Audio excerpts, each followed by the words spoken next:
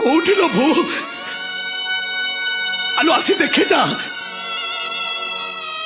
ଗଛଟା ଉପୁଡ଼ି ଗଲା ପରେ ତା ଡାଳଟା କେମିତି ମାଟିରେ ଘୁଷୁରୁଛି।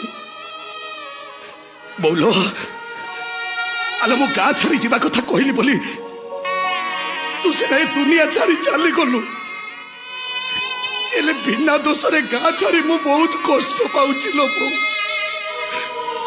ବୋଉଲୋ, ଆମ ଗାଁରେ ସେ ଜୁଣେଇ ନଈ, ନାଲିଆ ସଡ଼କ, ଚାଳ ଘର ଉପରେ ଉଠୁଥିବା ଧୂଆଁ ବହୁତ ଭଲ ଲୋ ବୋଉ। ଏ ସହରଟା ଜମା ବି ଭଲ ନୁହଁ। ତୁ କୋଉଠି ଲୋ ବୋଉ? ଆଲୋ ଆସି ଦେଖେ ଯା, ଗଛଟା ଉପୁଡ଼ି ଗଲା ପରେ ତା ଡାଳଟା କେମିତି ମାଟିରେ ଘୁଷୁରୁଛି। ବୋଉଲୋ,